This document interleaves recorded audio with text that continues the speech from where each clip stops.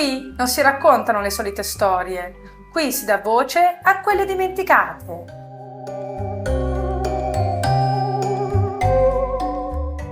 Ci sono persone che hanno cambiato il mondo senza inventare nulla, senza governare, senza combattere una guerra, ma semplicemente cambiando il modo in cui pensiamo. Per gran parte della storia, una donna che fumava era vista come scandalosa. In molti luoghi era un gesto inaccettabile. Poi, nel giro di pochi anni, milioni di donne iniziarono ad accendere una sigaretta.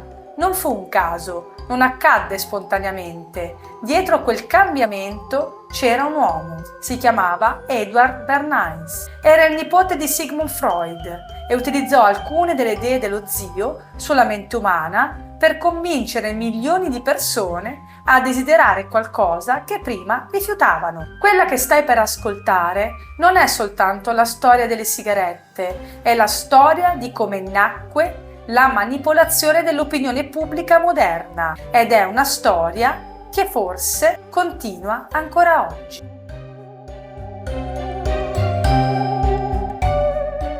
Oggi vedere una donna con una sigaretta non fa notizia, è un'immagine comune, quasi banale, ma fino a poco più di 100 anni fa non era affatto così. Una donna rispettabile semplicemente non fumava, non perché fosse illegale, ma perché era la società a impedirglielo. Fumare era considerato un gesto maschile, un simbolo di virilità, di potere, di indipendenza. Se invece era una donna ad accendere quella sigaretta, il giudizio cambiava completamente. Veniva definita immorale, volgare, poco rispettabile. In molte città una donna che fumava per strada attirava sguardi di disprezzo e in alcuni ristoranti le veniva chiesto di spegnere la sigaretta. Nei salotti dell'alta società quel gesto poteva compromettere una reputazione.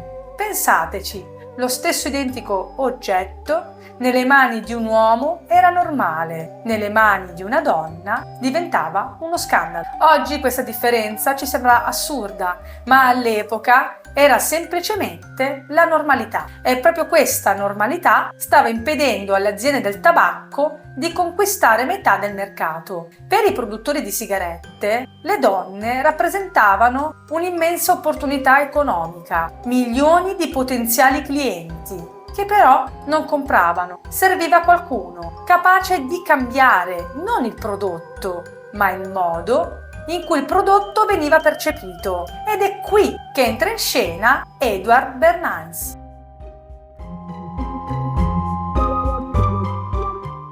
Edward Bernays nacque nel 1891. Era un uomo brillante, curioso, affascinato dal comportamento umano, ma soprattutto aveva un vantaggio: faceva parte di una famiglia che avrebbe cambiato la storia della psicologia. Sua madre era la sorella di Sigmund Freud e suo padre era il fratello della moglie di Freud. In pratica, Freud era suo zio da entrambi i lati della famiglia. Quando le teorie della psicoanalisi iniziarono a diffondersi, Bernays ne rimase profondamente colpito. Freud sosteneva che l'essere umano non fosse guidato principalmente dalla ragione, ma da desideri inconsci, paure, bisogni, istinti, emozioni, forze invisibili che influenzano continuamente le nostre decisioni. Bernays vide in tutto questo qualcosa di enorme. Se le persone non scelgono davvero in modo razionale, allora non bisogna convincerle con la logica, bisogna parlare alle loro emozioni. Fu una rivoluzione. La pubblicità non doveva più limitarsi a dire questo prodotto è buono, doveva dire questo prodotto dice qualcosa su di te. Non stai comprando una sigaretta, stai comprando libertà. Non compri un'automobile, compri successo. Non compri un profumo, compri fascino. Era nata la moderna persuasione. Bernays non amava nemmeno la parola propaganda, preferiva parlare di ingegneria del consenso, un'espressione inquietante, perché significa costruire il consenso, creare un'opinione, guidare milioni di persone senza che se ne rendano conto. E ben presto una grande azienda del tabacco gli affidò una missione, forse la più difficile della sua carriera: convincere milioni di donne ad iniziare a fumare. Come ci riuscì? Non con la pubblicità, non con uno sconto, ma con un evento che sarebbe entrato nella storia del marketing.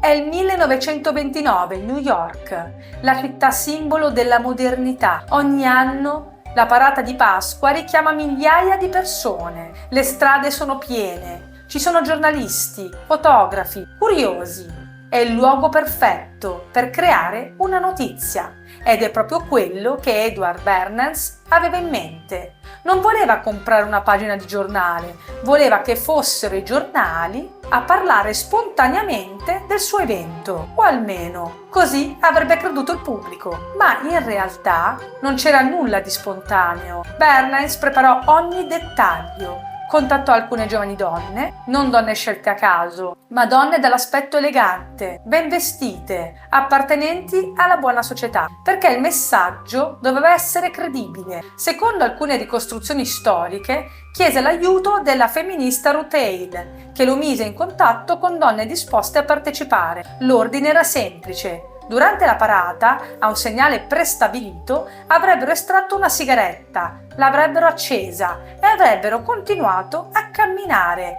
come se fosse il gesto più naturale del mondo. Ma il vero colpo di genio non erano le donne, erano i fotografi. Bernays li aveva avvisati in anticipo. Disse loro che stavano per assistere a una protesta storica, una manifestazione per i diritti delle donne. I fotografi erano già pronti, le macchine fotografiche puntate, aspettavano solo quel momento. E quando le donne accesero le sigarette, iniziarono a scattare decine di fotografie. Il giorno dopo, quelle immagini erano ovunque. I giornali parlarono di donne coraggiose, di emancipazione, di uguaglianza, di libertà. Le sigarette vennero ribattezzate Torch of Freedom, le torce della libertà. Era uno slogan perfetto, perché nessuno stava più parlando di tabacco. La sigaretta era diventata un simbolo, ed è molto più difficile di rifiutare un simbolo che un semplice prodotto.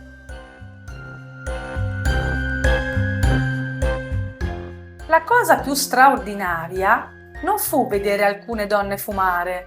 La cosa straordinaria fu vedere come cambiò il significato di quel gesto. Fino al giorno prima, una sigaretta rappresentava uno scandalo. Il giorno dopo rappresentava libertà. Ma era davvero così? O qualcuno aveva semplicemente cambiato la narrazione? È qui che bisogna fermarsi a riflettere, perché Bernays non aveva convinto le donne che fumare facesse bene, aveva fatto qualcosa di molto più sottile.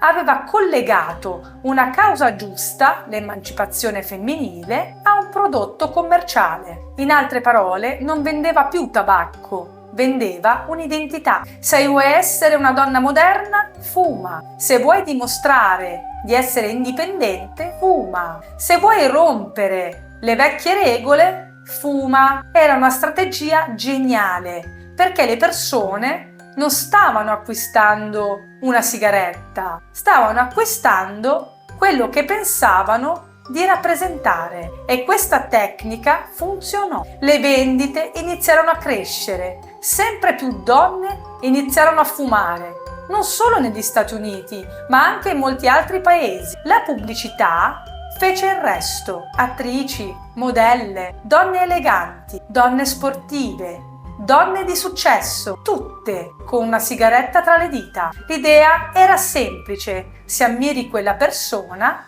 vorrai assomigliarle. E così, senza quasi accorgersene, milioni di donne iniziarono a fare ciò che fino a pochi anni prima avevano sempre rifiutato. La rivoluzione non era nata nelle piazze, era nata in un ufficio pubblicitario, e aveva dimostrato che il modo più efficace per vendere qualcosa non è convincere le persone che ne hanno bisogno, ma convincerle che quel prodotto parla di loro.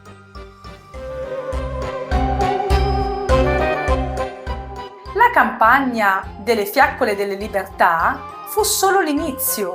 Una volta rotto quel muro culturale, l'industria del tabacco non si fermò più. Ora le donne erano diventate un nuovo mercato enorme e bisognava convincerle a continuare a fumare. Negli anni 20 e soprattutto negli anni 30 iniziò a comparire un nuovo messaggio, un messaggio che oggi ci appare quasi assurdo. Le sigarette potevano aiutare a mantenere la linea. La bellezza femminile stava cambiando. La moda chiedeva figure sempre più snelle e molte donne avevano paura di ingrassare. L'industria del tabacco trasformò quella paura in un'opportunità. Una delle campagne più famose della Lucky Strike diceva "Reach for a Lucky instead of a sweet". In italiano, prendi una Lucky invece di un dolce. Il messaggio era chiarissimo. Hai fame? Non mangiare. Accendi una sigaretta. La nicotina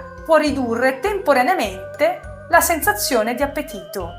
E questa caratteristica venne sfruttata come strumento pubblicitario. Non stavano più vendendo solo libertà, ora vendevano anche il corpo perfetto, la magrezza, l'eleganza, l'autocontrollo. Ancora una volta un prodotto veniva associato a un desiderio umano. Non era più tabacco, era sicurezza, era accettazione, era il sogno di sentirsi belle.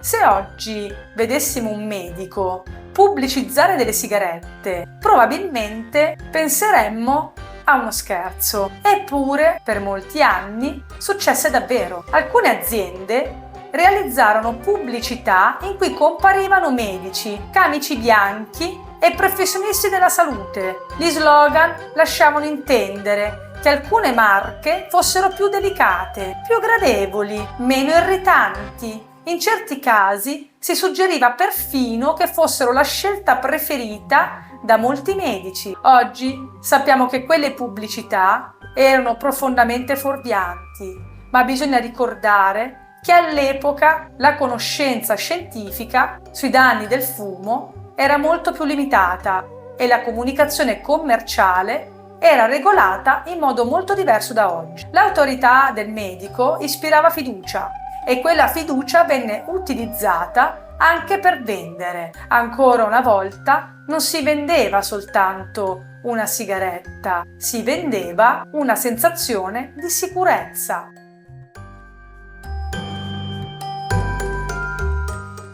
Per anni il consumo di sigarette continuò ad aumentare. Sempre più uomini, sempre più donne, sempre più giovani, ma lentamente iniziarono ad accumularsi le prove. Medici, ricercatori, scienziati cominciarono a osservare un aumento di alcune malattie.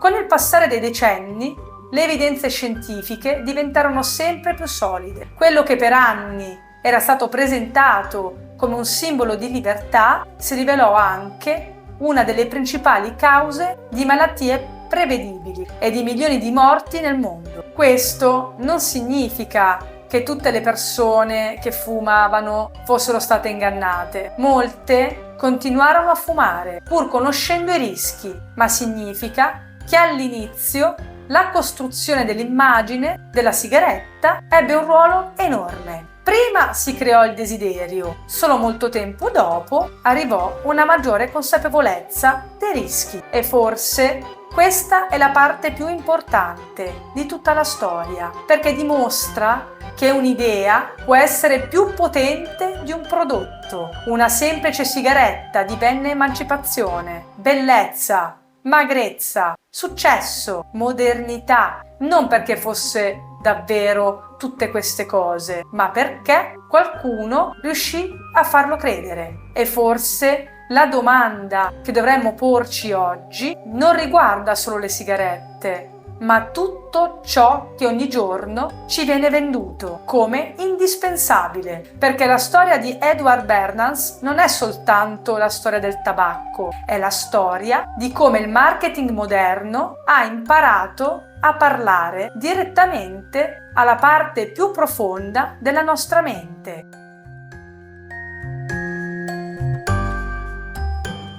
La storia delle sigarette non parla soltanto di tabacco, parla di un'idea, dell'idea che sia possibile cambiare il comportamento di milioni di persone senza obbligarle, ma convincendole che quella scelta sia nata dentro di loro. Edward Bernays non costrinse nessuna donna a fumare, fece qualcosa di molto più sottile. Trasformò una sigaretta in un simbolo di libertà, e quando un prodotto diventa un simbolo, smettiamo di guardarlo per ciò che è. Forse la vera domanda non riguarda il passato, ma il presente. Quante fiaccole della libertà esistono ancora oggi? Quanti prodotti, quante mode, quante idee crediamo di aver scelto liberamente, quando qualcuno ha semplicemente imparato a parlare ai nostri desideri?